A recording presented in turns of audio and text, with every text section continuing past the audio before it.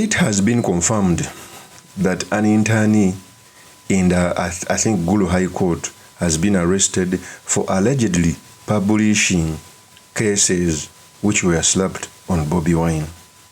Bobi Wine through a tweet came out to say, and I quote, "The criminal regime has today charged and detained a law student on internship, Gloria Laker, for taking a picture of the trumped-up charges they are plotting against me and sharing it online. The same regime has been consistently saying they are not looking for me, even as they continue to raid my friend's home, mount roadblocks on public roads, and maintain the siege at my home. We shall overcome." That's the tweet which was outed by Bobi Wine, confirming that an internee who put out the charges has been arrested, and I think he was remanded to prison, which is unfortunate. You clearly see that there is a criminal justice system that's being used on individuals, and at the end of the day, all of us are going to be victims. So the charge that was published online, it is here. I'm going to cover the file number, okay, and the date of filing, because since we're in a criminal justice system, they can also use it against me and add one file. But I'll concentrate on the names of Honorable Chaplain Senator Robert alias Bobi Wine, and I'll also put the charges: making false pledges, malicious statement, and they put article then under Presidential Petition Act on false statements. That is the charges that were slapped on Bobi Wine. One, we must ask, why is it that the justice system is continuing to be used and as an extension in settling political scores? Remember that all government spokespersons, including the police, army, etc., has always come out to say that they are not looking for Bobi Wine. Yet they are the same people who are filing charges against Bobi Wine, okay, secretively. So the purpose of this video, I've come to talk about the ordeal of Gloria Laker, who was remanded to prison, what it means for our politics, and most importantly, the statements we can learn from the politics of our nation. But before I do this, I want to let you know that if you're into this channel, please subscribe. And if you're watching this video from a different platform, please head on to YouTube, type in Sula Mawagali. There's a lot of content of this nature. If geopolitics and economics is what you want, this will be definitely the right channel for you to subscribe to.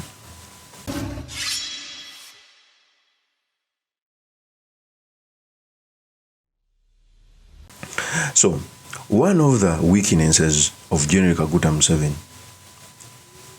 is communication. They think Ugandans are daft. On several occasions, the spokesperson of government, Chris Mirriam, all security spokesperson have always come out categorically to say that they are not looking for Bobi Wine. In fact, when I saw those charges, I was hesitant to make commentary about it because social media is full of fake and true news, till when the person who published it was remanded to jail. Okay? And remanding him to jail, it clearly shows you that the state is still looking for Bobi Wine.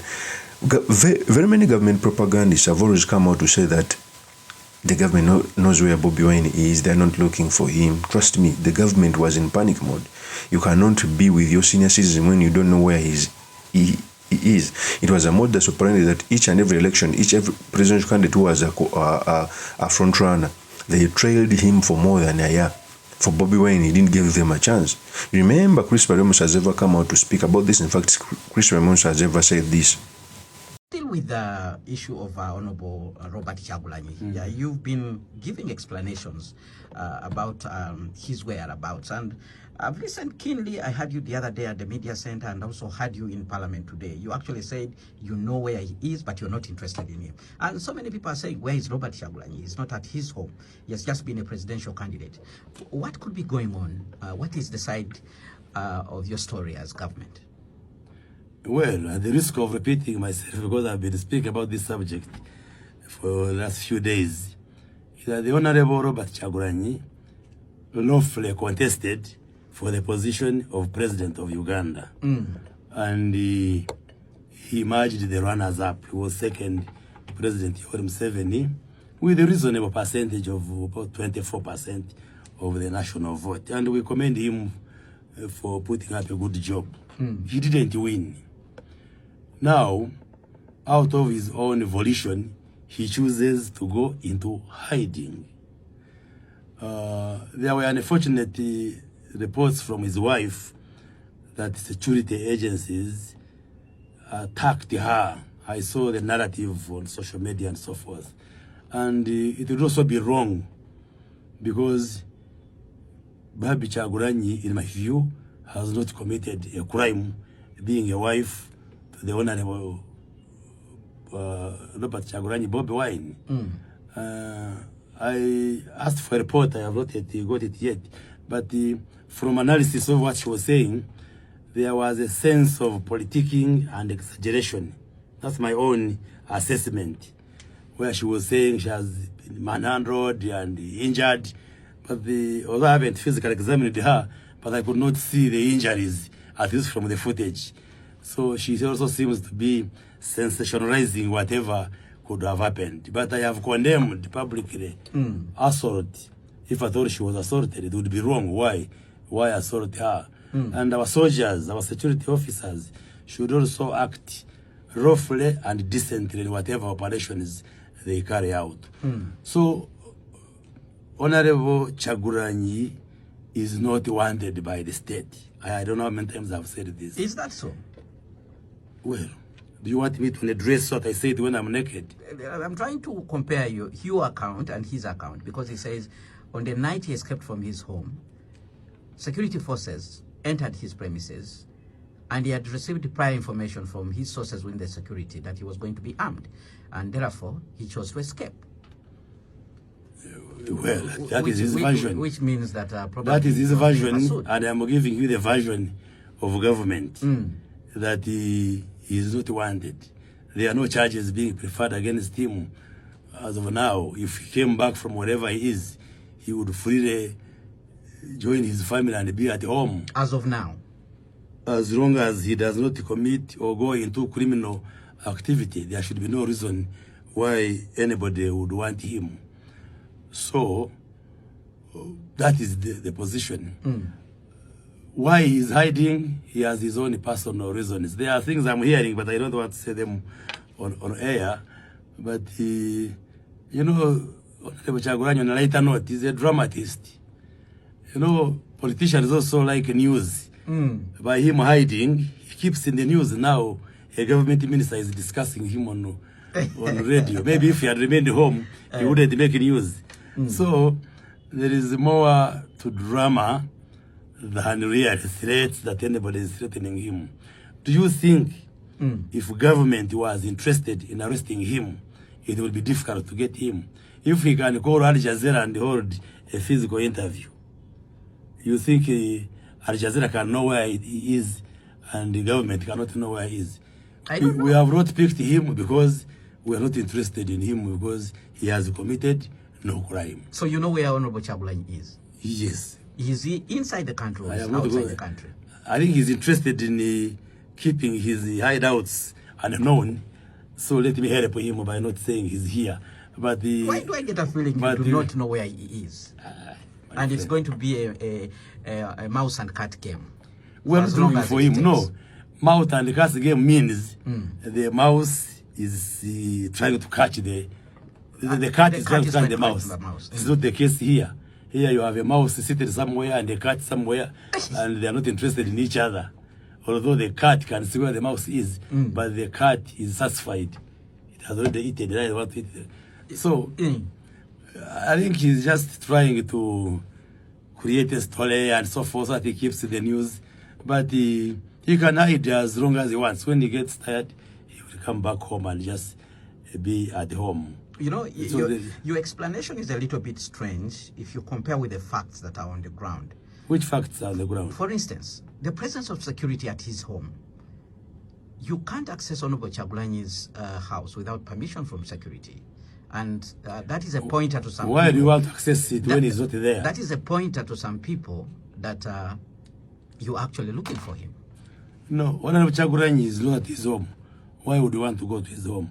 No, there is some, like I explained in Parliament. I can go to his home. Maybe I'm supplying food, or routine maintenance, or I'm a friend, or I'm going to do his garden. There is I explained in the Parliament that there is some light deployment around his home because it is of security interest. Kyagulanyi is a high-profile Ugandan, for your information. He's not as ordinary as you. So he's a VIP. Well, if you describe him as a dramatist. Yes, he's a VIP dramatist. Hey. So, and he's a presidential candidate. He's a leader of the main opposition party. So, he's not an ordinary Ugandan. And because of the political environment we are in, his residence is of security interest. Not because they want to harm him or destroy anything, but there is just need for that monitoring as the tension in the country post-election is managed. So any serious government, because supposing you went and destroyed his home when he has been a candidate, what would be the debate, for instance? So security and government have a responsibility of protecting everybody, including Kyagulanyi himself. So the assurance I am giving is that the light security that is there, which will eventually go, is not meant to harm Honorable Kyagulanyi's family members or any other person. And it is not true that whoever is going there is being disallowed. There is some just access control to ensure that there is security around the area. So there should be no big issue around that. Now, apart from President Yoweri Museveni, and I'm just picking up from the statement that you have made, that he's a very important person in this country, has been a presidential candidate, and therefore his security must be maintained. Apart from President Yoweri Museveni, whose security details we know, Honorable Kyagulanyi was not the only candidate in this particular race, but we do not see similar arrangements at the homes of the other 6 presidential candidates. Have you visited their homes? Well, they would be complaining. No, they may be comfortable. They would be complaining. They may be comfortable with what is there. They may be comfortable with what is there. So you are also just speculating. Have you visited the Mugisha Muntu's home?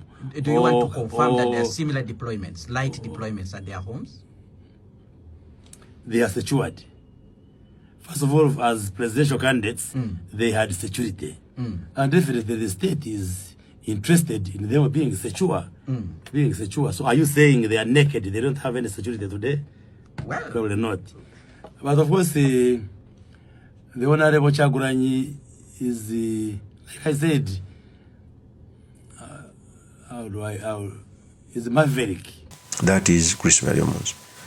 So the same person who come out, the same people who come out to say that they are not looking for BOBI are the same people fighting in charges.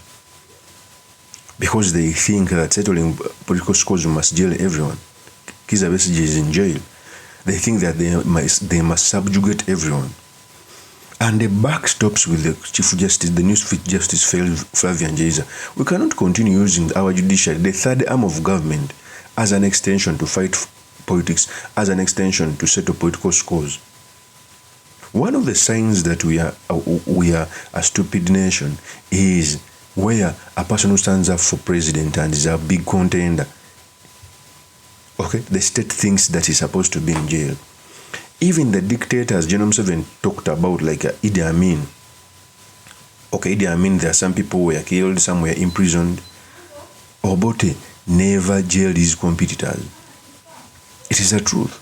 Yet General Kaguta Museveni stood on the platform of fighting for equality, fighting for constitutionalism, which is failing right now. So for me, I think all of us in the country are going to end up testing the unconstitutional and the bad behavior of the judiciary. Of course, it's my opinion. It's truly Mr. Makindi. Kabe Sulaiman Magal. If you're into this channel, please subscribe, like, and comment so that I'm motivated to do more of such videos. I'll see you on another one. Peace.